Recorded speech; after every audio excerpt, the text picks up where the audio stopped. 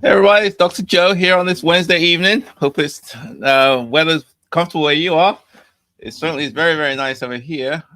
Today we had, I think, mid 80s or something to that effect, or whatever it was. It was nice anyway, and so on. So we've got another great session today. We're going to talk about how to scale your business.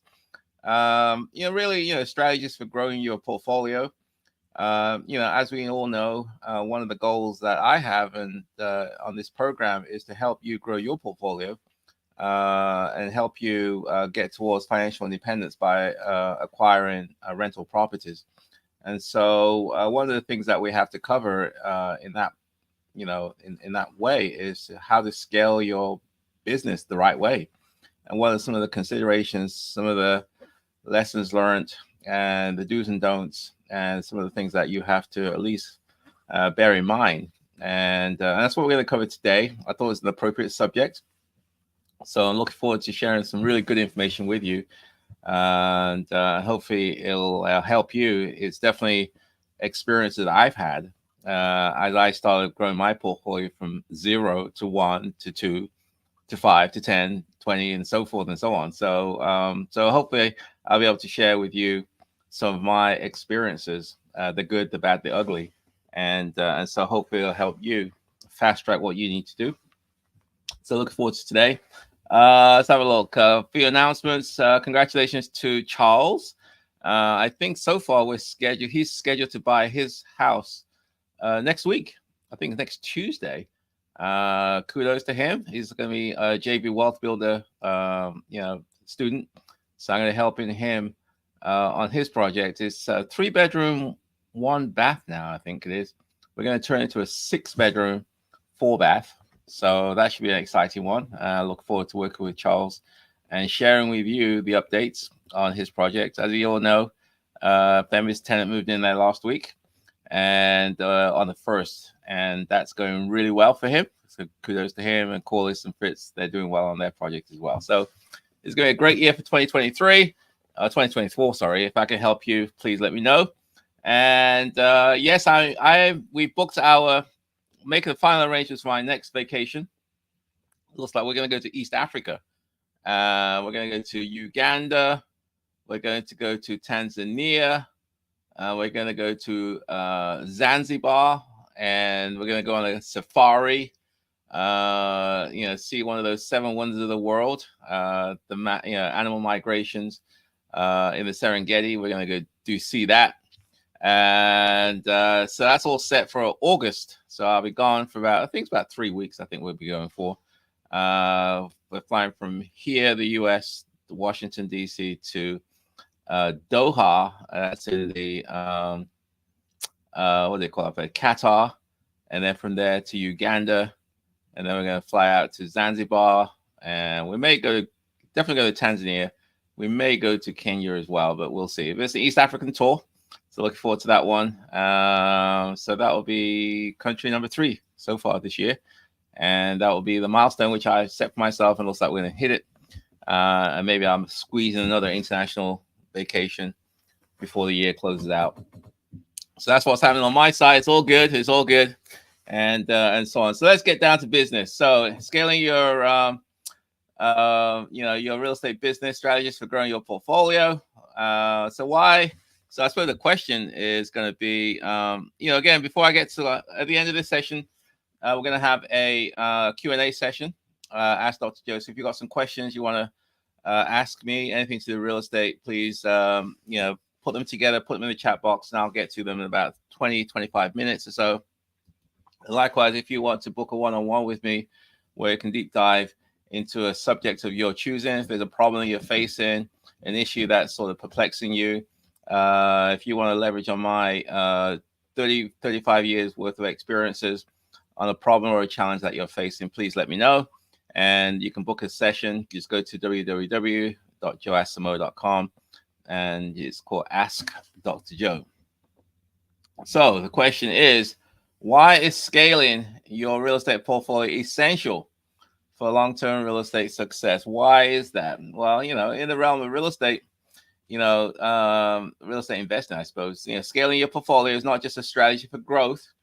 it's really a necessity, in my opinion, a necessity for sustained success and financial stability. As the market evolves, opportunities will come and go.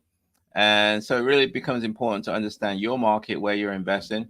And you need to understand how to expand and how to hold on to your properties strategically, because it becomes really, really important. There's a lot of people who acquire properties during the heyday, good times, and then they lose it all for whatever reason because they just can't manage the downturns. And I've been through 5 cycles, so I have a pretty good idea how it works, and that's why I'm going to share with you some of my experiences, so that way you can grow your portfolio, but not just grow it, but also you can keep it through good times, bad times, and so on. So in this live stream today, we're going to talk about what the essential features and the importance of growing your portfolio in areas like increased cash flow, risk diversification, and also you can leverage. Your ability to leverage also increases in terms of negotiations and financing as well. So scaling allows you as the investor to survive, not just survive, but also to thrive.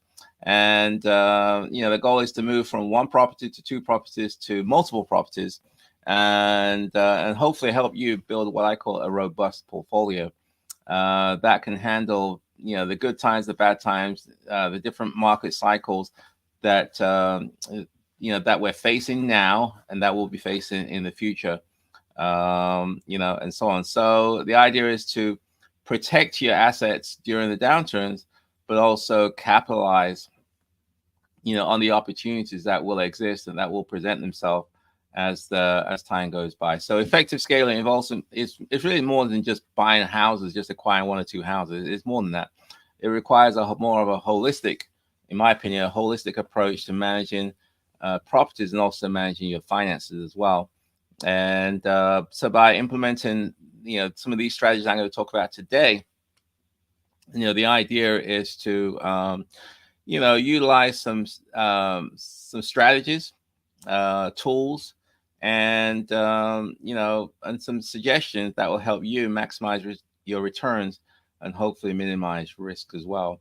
So we're going to talk about the market cycles, market dynamics. We're going to talk about leveraging economies of scale.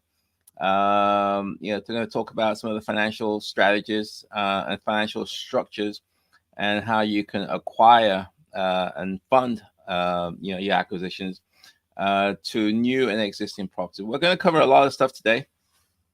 So also the thing is that, as the saying goes, no man is an island and no woman's an island. You do require a network. You need people around you. So we're going to talk about that as well. As you scale your business, you really do need a team, reliable people who know what they're doing. They're professional. They got expertise, and they can help you manage your properties and grow your portfolio as well. So that's what we're going to cover about today. And the important thing is that it requires a more refined approach. And so some of the action items you may want to consider as we kick this live stream together is conduct a thorough review of your portfolio if you have one, or the properties that you own, to identify areas of strength. What are you good at? What's the portfolio good at? The weaknesses, and also areas where you can possibly expand. That's an action item. Another action item you may want to do is to sort of set more specific, measurable goals on scaling your real estate portfolio over the next 5 to 10 years. Where would you like to be a year, 5, 10 years from now in terms of a portfolio? It does require you to sit down and figure it out. And once you figure it out, not just to sit on your laurels, but actually take action and make it work. So think about where you are today, where you want to be a year from now, where you want to be 5, 10 years from now, and what's it going to take for you to get there.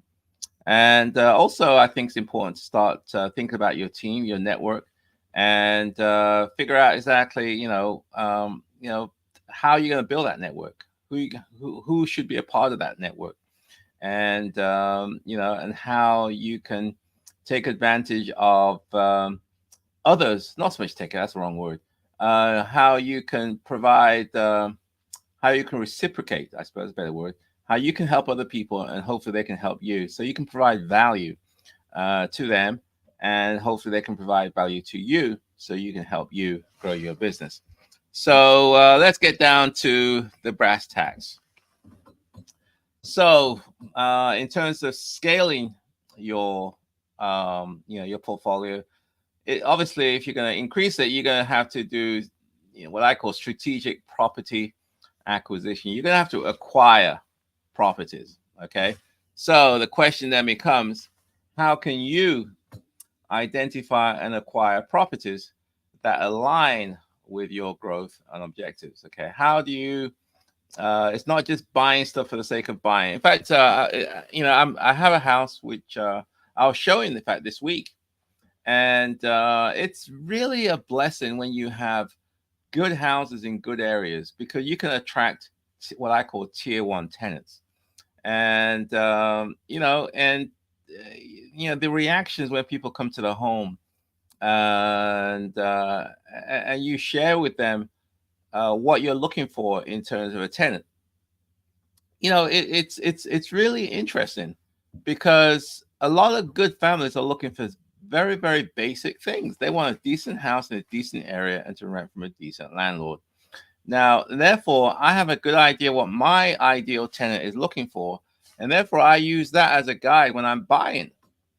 Because I know what they want. I know the product that they're yearning for. I try to strive for that, and so that leads me on terms of acquisition. So I don't just buy anything.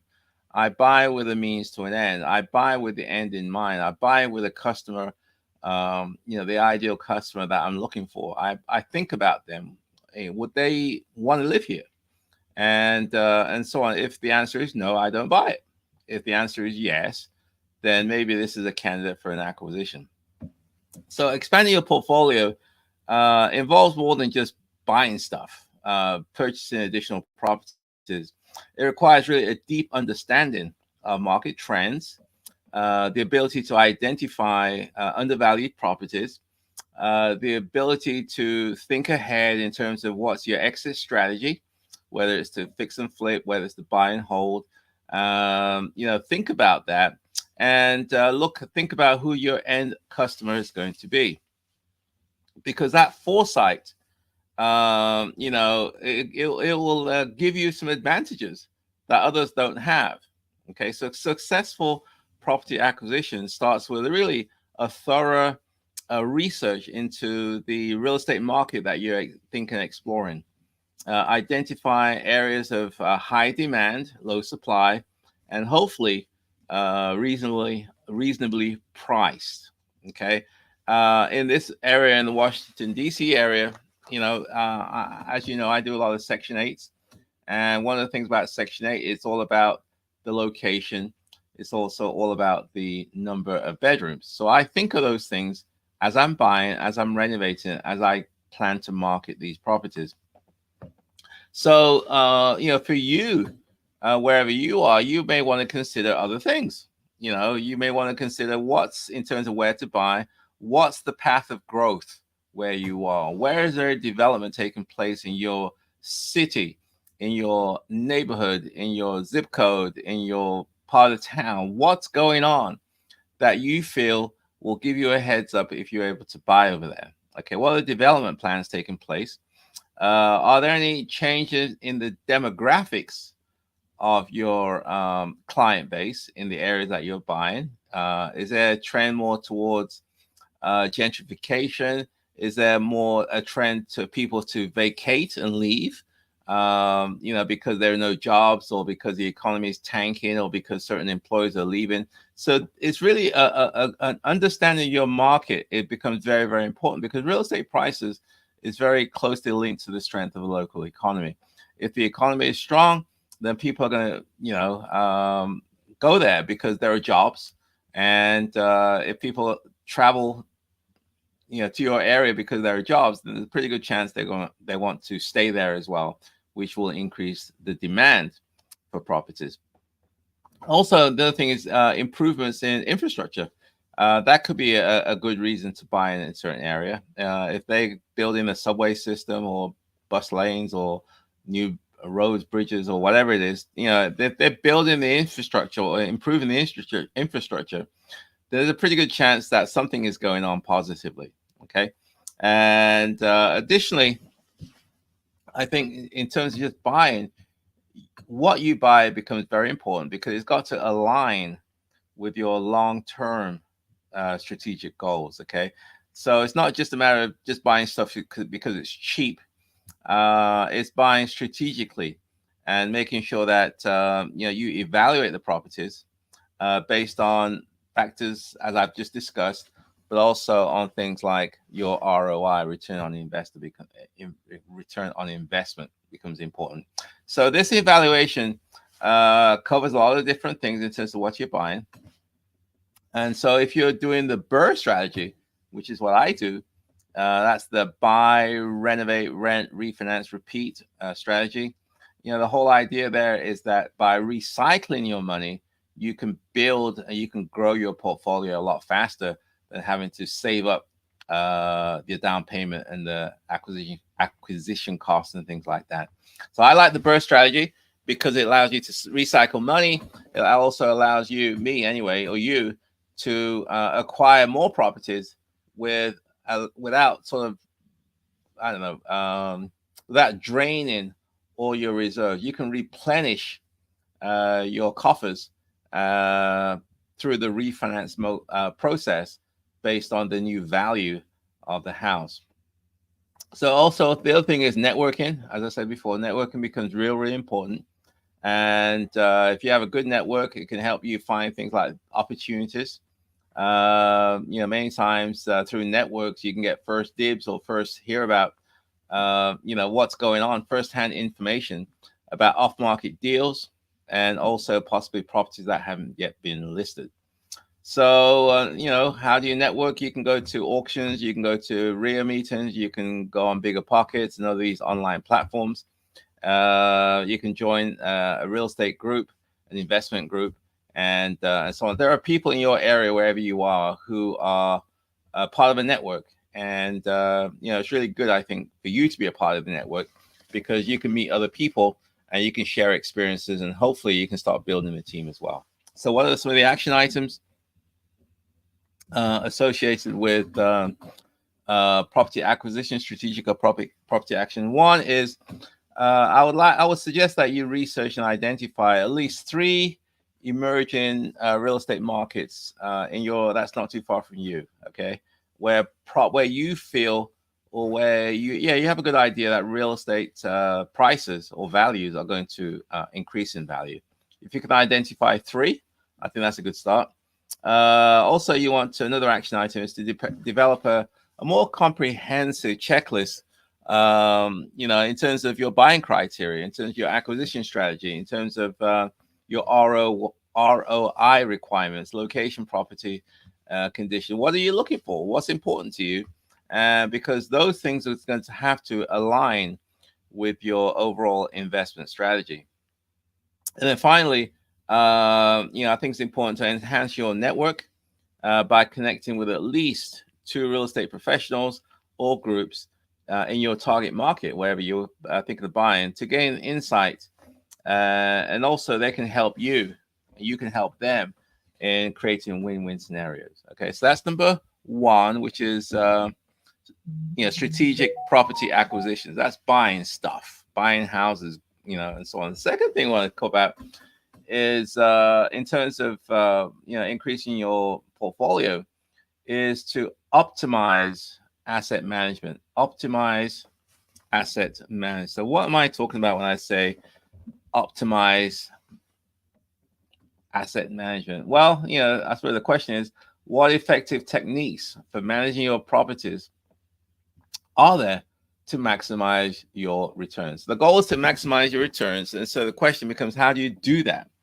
Okay. So in my opinion, effective asset management is critical for ensuring growth, of your real estate portfolio profitably and sustainably. Okay. It involves meticulous attention to both physical condition of the property, but also the financial aspects of the property. Are you making money? What's the returns you're getting? What are some of the problem areas financially that is bringing this stuff down? Okay. So optimizing asset management starts with, many times with just regular maintenance and timely repairs and upgrades of your property. Because if you do that, there's a pretty good chance the tenants will stay.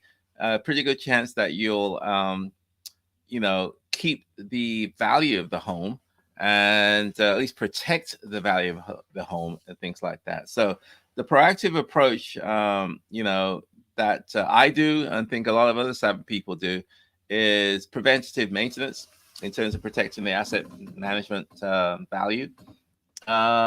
Because some deferred maintenance will increase the value. Sometimes if you ignore certain repairs, it's just going to fester and then grow, and eventually it's going to become a major repair item.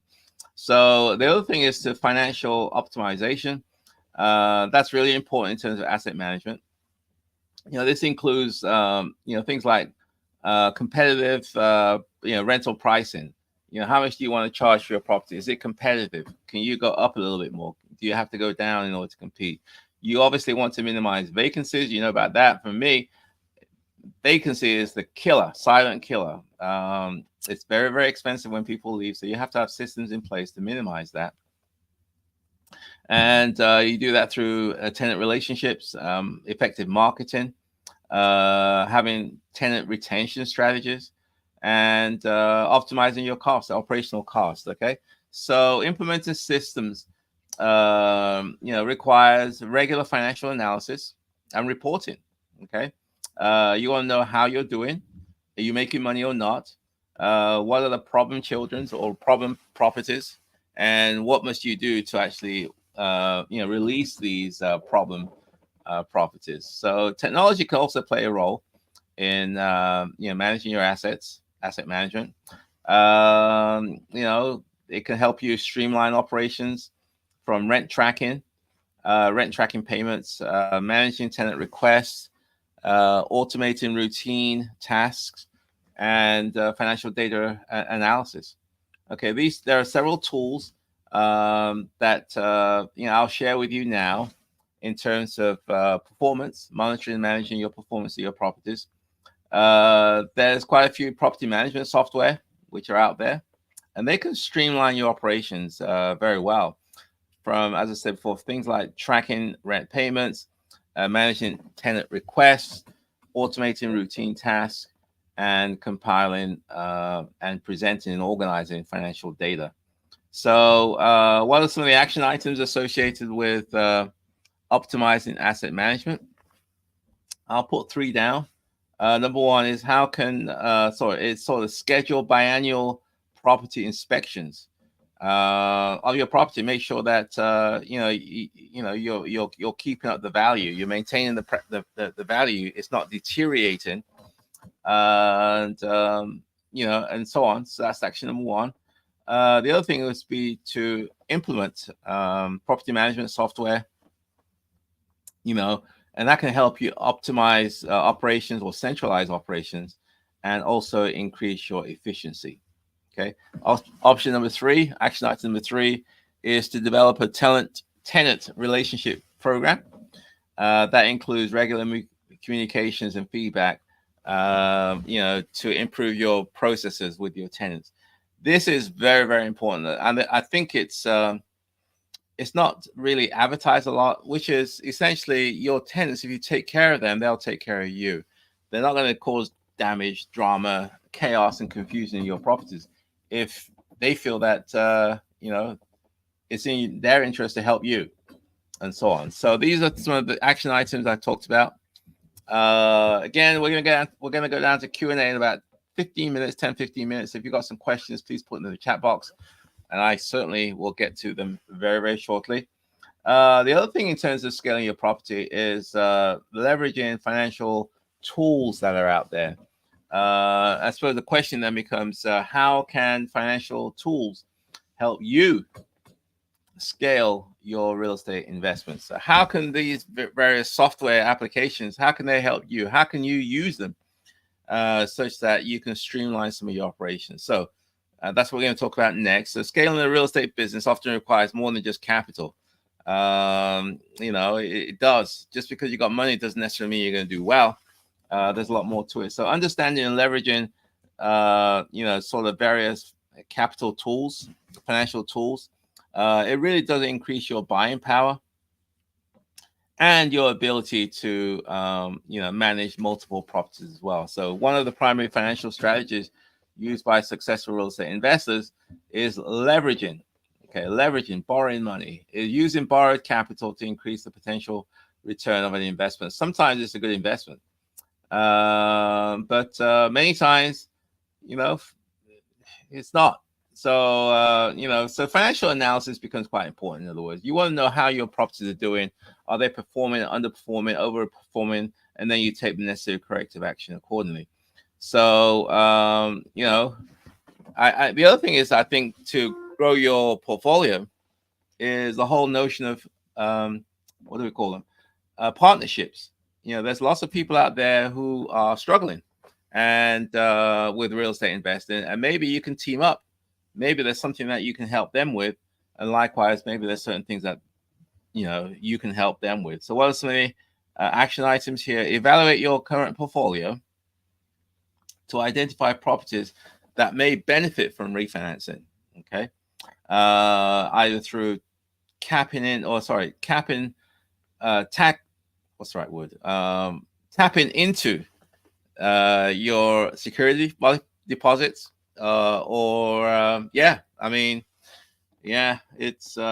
it's important anyway to be able to leverage some of these financial tools, this software, these programs out there that can help you grow your business. So, what are some of the action items associated with leveraging financial tools? Let's have a look. It's going to be, let's have a look. Things like,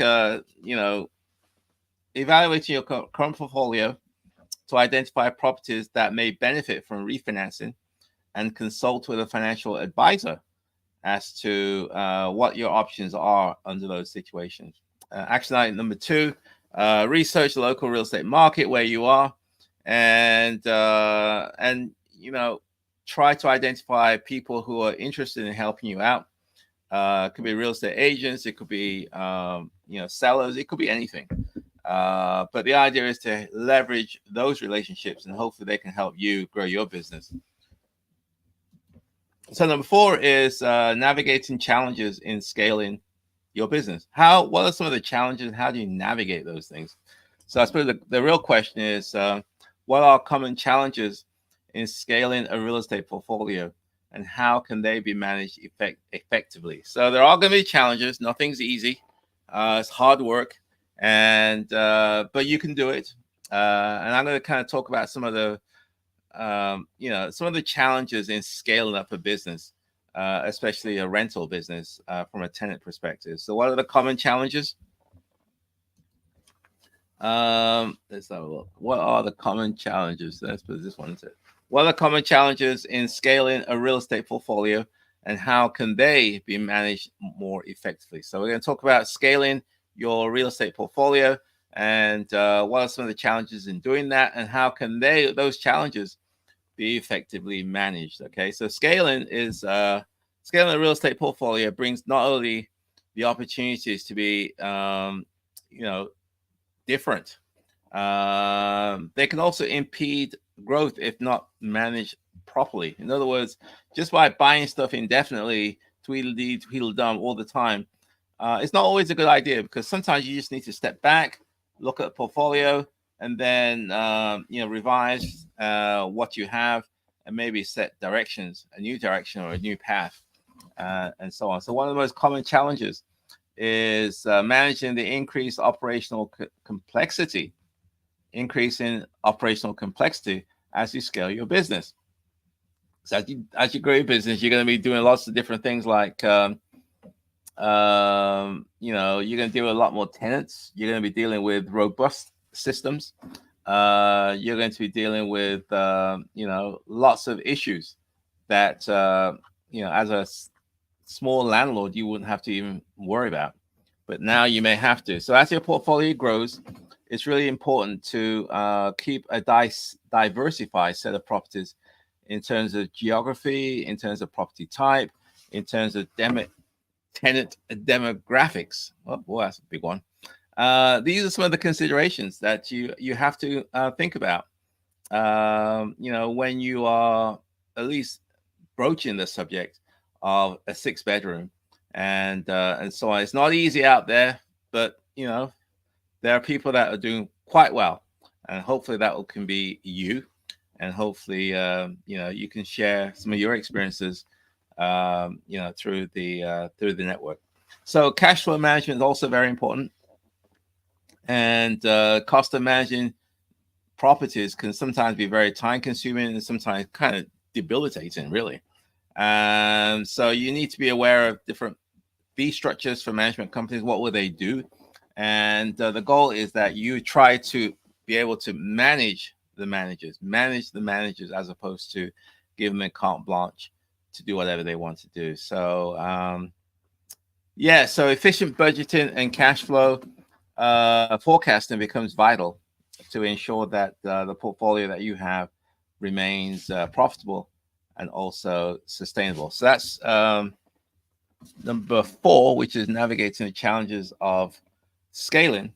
And so look, number 5 here, 6, 5, 4.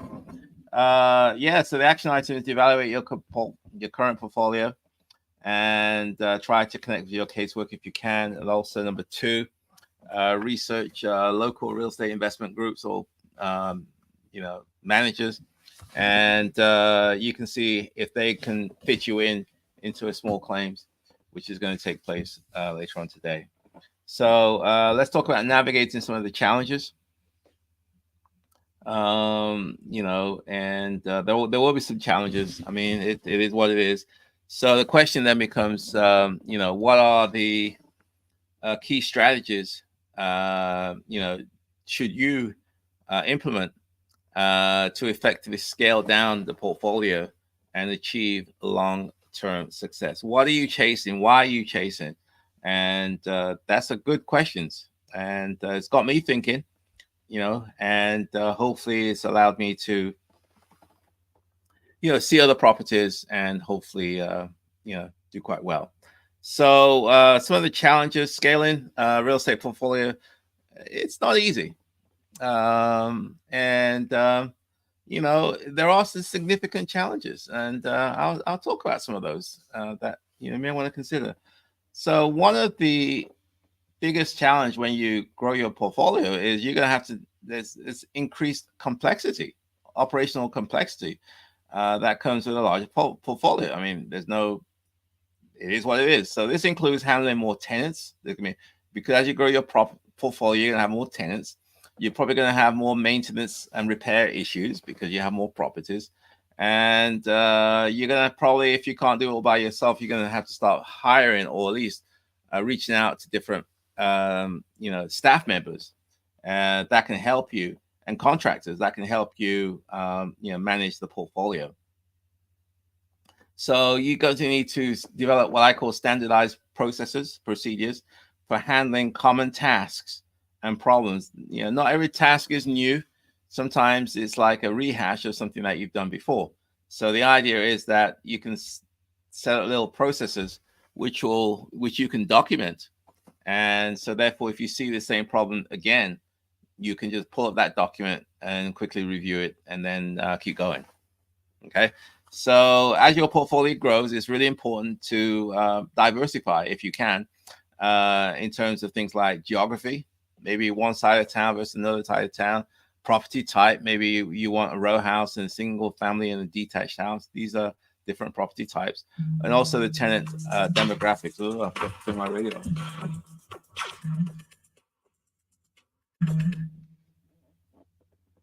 Just 1 second. I forgot to turn my cell phone off. I'm turning it off right now. So, so as your portfolio grows, you're going to need to diversify in terms of property type, the geography, location, the type of property, tenant demographics. Also, as you grow, the market conditions can be quite can change rapidly. If you're put all your eggs in one single market and that market tanks, it could be a problem. So there are some vulnerabilities that you're going to expose.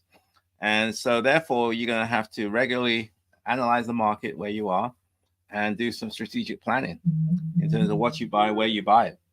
And you want to stay ahead of the curve and stay ahead of any potential downturns. And also, you want to capitalize on some of these emerging opportunities that may exist. Cash flow management is also another issue when you're scaling. Becomes more complex. You got more properties, and which means that there's more chances that things can go wrong. Cost of managing properties also increases as you scale. Obviously, you got more properties now, and if you're having third-party managers, management companies, you're going to pay a fee for each of those properties. Repair and maintenance could become an issue because you're having more properties, and therefore efficient budgeting, cash flow management, forecasting becomes real important to ensure that your portfolio remains not just profitable but also it's sustainable. Also, you may want to consider maintaining an emergency fund or reserve capital because things go wrong. It's a buffer against any unexpected expenses or vacancies, and that will help you stabilize your portfolio, especially during downturns. So what are some of the action items associated with navigating challenges and scaling? Yeah, what are those challenges? Let me just say. Action items. Okay, challenges in scaling. So action number one, implement property management software that can integrate various functions such as tenant screening, rent collections, maintenance requests, financial reporting. These are things that you can do in terms of looking into different software. There's lots of different software that do similar things, so you may want to check that out if you're not using software. Action item number two, conduct biannual reviews of your portfolio. Make sure that it's in sync with what you want to do. And action number three is develop a cash flow management plan. That includes regular budget reviews, forecasts, and strategy for building and maintaining your reserves. And then finally, let's just wrap this thing up. In conclusion, I suppose, is what are the key strategies should real estate investors focus on to effectively scale their portfolio and achieve long-term success? So what are some of those strategies that you and I can pursue so that we can effectively scale and grow our portfolio and hopefully to achieve long-term success, long-term financial independence? What are some of those strategies? I'll quickly just mention a few before we wrap it up. So again, if you got your questions, please put it in the chat box, and I'm going to get to you in about 2 or 3 minutes. Scaling real estate business, it's a dynamic process. It's multifaceted. There's lots of different tentacles. It requires strategic planning, adaptability, and continuous learning. Okay, as we discussed throughout this live stream, real estate investors need to master several different areas, several critical areas, in order to be able to survive and just thrive through market cycles. There's quite a few of those things. First and foremost is strategic property acquisitions. You got to buy the right properties in the right locations that make the most sense for you, given the direction you want to go. So your acquisitions have to be in sync, has to align with your overall investment goals. Additionally, optimizing asset management is crucial. You want to maximize the value and profitability of each of the properties that you have in your portfolio. And also you want to have effective financial tools, use tools and leverage technology because that can further enhance your operational efficiency and scalability. However, beyond these tactical considerations, successful scaling also hinges on your ability to navigate challenges and difficulties and adapt strategies as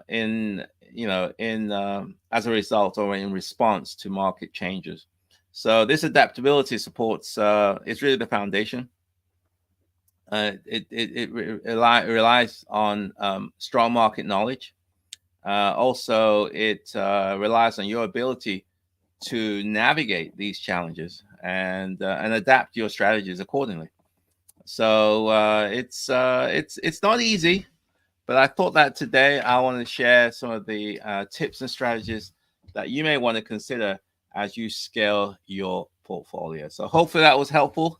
And that, my friends, is it for this education segment. We're going to go to Q&A in a couple of minutes. So put your questions together. I'm going to get to them in a second. Again, put your questions in the chat box. If you want to reach out to me, you can always email me at joe@joeasimo.com, joe@joeasimo.com. And finally, if you want to book a one-on-one with me, you can always go to a one-on-one session with me. It's not free. There's a paid, but it's really worth it. I had one last week with Ike, and looking forward to another one later on this week as well. So if you want to book one-on-one with me, where we can deep dive into a question, a problem, a challenge that you're facing, whether it be in terms of acquisition of properties, deciding what to buy, where to buy, and also you may be experiencing some difficulties associated to your real estate journey that you're facing. So with that said and done, my friends, let's get down to business. Let's get down to comments and see who's on the line today. Okay. Greetings from Phoenix. Hi, Datu. Hope you're doing well. In sunny Phoenix, I'm sure. Congratulations, Mr. Charles, in buying your house. All the best. Sure. I would love to go on a safari. Yeah, I'm looking forward to it as well. So, yeah, I'll give you. That's in August. So most of August, I'm gonna be gone for about 3 weeks. Most of August, I'm gonna be out of here. Financial firefighter. Hey, aloha from Hawaii. Welcome. Hope all is well in sunny Hawaii. Hopefully, again, if you got some questions, please put them in the chat box, and I'll get to them shortly. How does one success from Get Lloyd, sir? How does one successfully navigate scaling and paying down principal so that one owns more free and clear properties earlier than the 30-year terms? That's a good question. Now, it's up to you. That's a strategy thing. Whether to pay down more properties, so you have more free and clear properties, or you may be in the growth phase of your investment, which means that you want to, if you got some money left over, you, instead of paying down mortgages, you may want to use that to buy more properties, i.e. to scale your portfolio. Again, it depends on where you are. When I first started out, I was in the growth mode.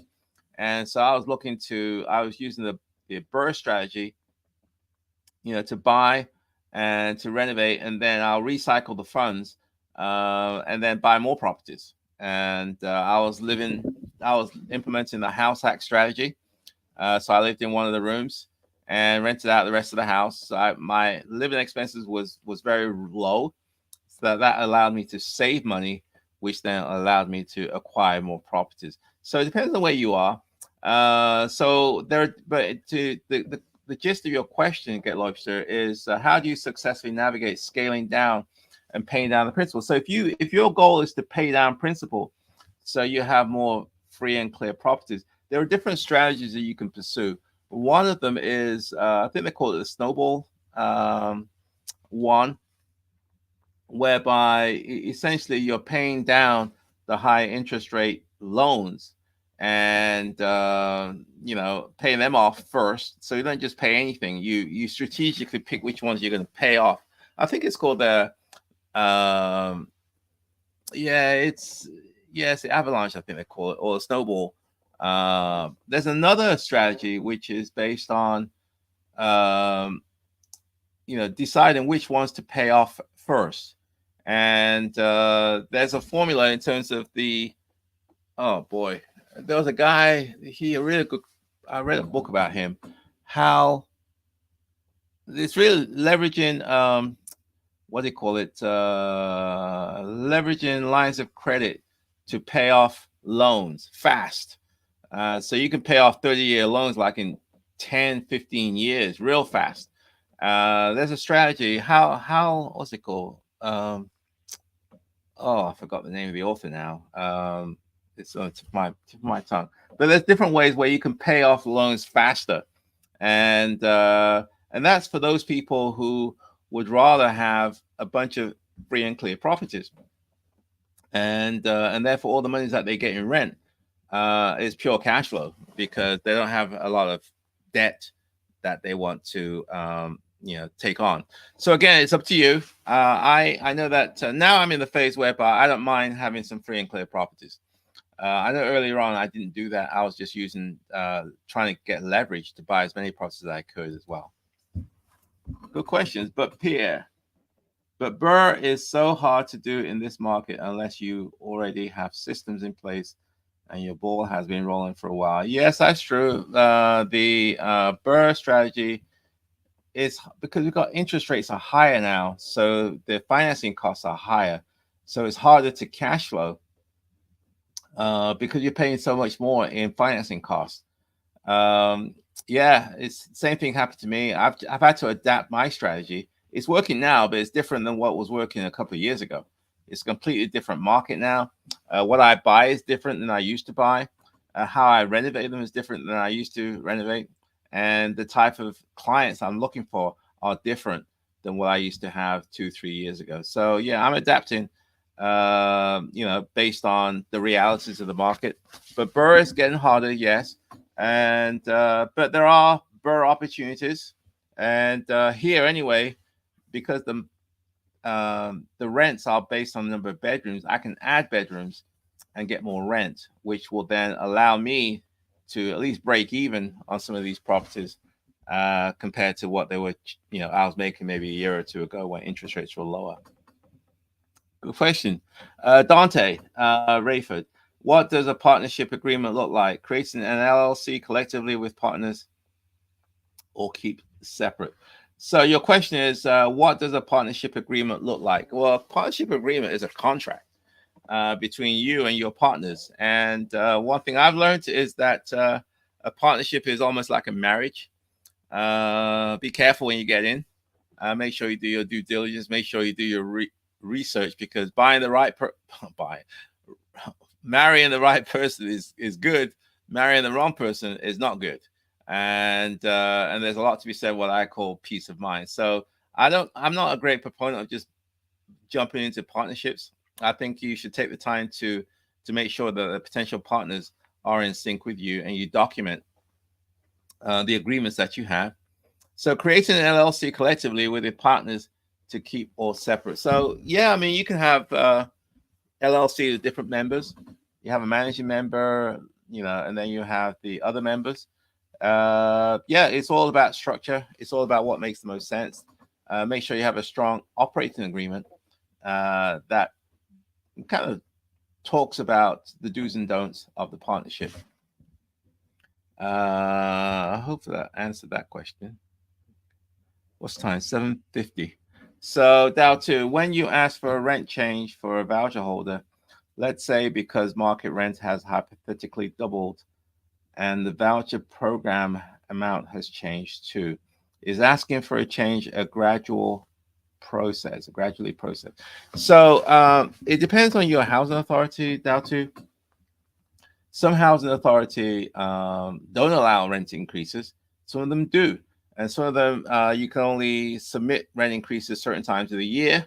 Some of them limit how much of the rent increase you can actually request. So it's more on a housing authority basis because they vary from place to place. So in Washington, D.C., for example, rents have gone up. For a while, the housing authority rents weren't going up, and they changed the business model around now from sort of neighborhood based to what we call market based. So they are allowing rent increases. I'll be requesting rent increases very shortly for my properties, and I think I prefer this new system in DC anyway than the old system. But yeah, you can. The thing is that the rents that let's say the rent went from $1,000 to $1,200, it doesn't necessarily mean that the tenant is going to pay $200 more per month. The tenant's portion may go up because it's based on their income. If you have a Section 8 voucher, it may go up $50 or $25 or whatever. So it doesn't always go up by the same amount. But it's important to understand how it works in your jurisdiction wherever you are. I would ask for as much as you can get, and if they require that you make one request per year, then try to make sure that you catch it the next year. Okay, Dante Rayford again. Hi, Dante. How many properties do you think you should have before you entertain a property management company or not? Should you do it yourself? I manage all my properties myself. And do I suggest that you do it? It depends on you, depends on your time commitment, your sort of how much time you have for it. Just having a property manager is not in itself the perfect solution, because there are good property management. There are good, bad, and ugly property management company. They're not all the same. So you do your due diligence before you select one. Look for referrals if you can, and leverage from the experiences of others as you build your portfolio. Get Lobster again. What's your philosophy on security deposits, and how do you structure them? Does the amount in any way depend on property class, tenant credit score, etc.? Thank you. What's your philosophy on security deposits? I require security deposit, at least 1 month's rent for every single property that I have. I don't believe in just giving people the keys with no security deposit. It's designed to protect you from damages, wear and tear, and so on. So typically the tenants pay before they move in. So on the first day prior to move in, as part of the move-in process, we sign some documents. We have a security deposit agreement that they have to fill out, and so on. So once everything is done and they've signed everything, then I will then either give them keys to the house, and so they can get in and move in, do what they got to do. So, security deposit, 1 month's rent, and it's required. I verify rental history, credit, income, and make an appointment to go visit their homes. It's all part of my screening process, and so far it seems to be working okay. So 7:55, 5 more minutes. Got a lot of good questions today. All of my current properties are in the warmer parts of the U.S. I infer that yours are mostly in colder climates. Are there one or two uniquely colder climate preventative maintenance and practices? Okay, let's have a look. What's some of the preventative maintenance? When it's a change in season, we typically change the filters in the AC unit. You may want to poll your tenants and find out from them if there's anything that they need. If there's anything that you can do to improve their condition, because you don't want a situation whereby the first time you hear a tenant's not happy is when you receive a 30-day notice. It doesn't work. I'm trying to diversify geographically. Yeah, most of my properties are in all of them are in the Washington D.C. area. I don't buy nationwide. I know this market. I know it very well. I know how it works, and so I invest here. The question is, does everyone need to invest here? Probably not. Take the time. There's lots of different places you can invest, and get the one that makes the most sense to you. Hector, love the scale and the growth. Thank you, Hector. Hey, Hector, how you doing? Hope you're doing well. I look forward to seeing you soon. Melissa, if I paid for 1 hour meeting, would you be able to get on Zillow to look at and discuss properties to Burr? Yeah, we could probably do that. We could look at properties. Obviously, I prefer that you have a short list of properties, so we can do that. We can analyze them. See which ones makes the most sense. We can maybe run it through a analysis tool that I use. Depending on your exit strategy, Melissa, you may want to rent or to sell. I'm having trouble understanding right now. Oh boy. Please try a little later. Like someone's listening in, huh? Alexa. Turn Alexa off. And sorry about that. There it is. Off.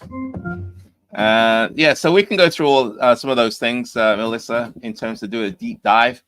So if you're going to book, and then as part of the booking process, you'll explain exactly what it is that you want me to cover.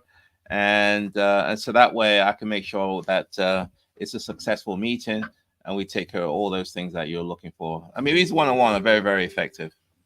Sorry, I'm having trouble understanding right now. Boy. Please try a little later. Someone is trying to listen in. So, okay, that should do it. Do Section 8 tenants pay utilities, or are utilities included in the rent? No, Section 8 tenants pay, at least for my properties, because they're all houses, they pay all utilities. I don't pay any utilities. These are single-family homes. They have control of the thermostat, so I don't see why I should pay their utilities. If I did pay their utilities, I can tell you what's going to happen. They're going to have a side business, a side hustle, maybe washing cars or laundry service, or you go by the house, the windows are open and the AC is blasting because they're not paying for it. It's on you, and so on. Anyway, it's about 8 o'clock. I'm going to wrap it up for today. I've had a long day. I've been up since 4 o'clock this morning. Hopefully, I didn't sound too sleepy. But it's been a great day, and hopefully that you're able to learn a lot from today's session. Looking forward to next week. And as I said, I'm excited about my next overseas trip to East Africa in August. I'm going to Uganda, Tanzania, Zanzibar. We're going on a safari. We're going to go to the Serengeti. And yeah, it should be fun. Looking forward to it. I'm excited, and so on. But until then, I'll see you next Wednesday on the Wealth Wednesday, 7 p.m. Eastern Time. I hope you had a great day. And again, have a great, wonderful weekend. And I'll speak to you soon. Take care, guys. Bye for now.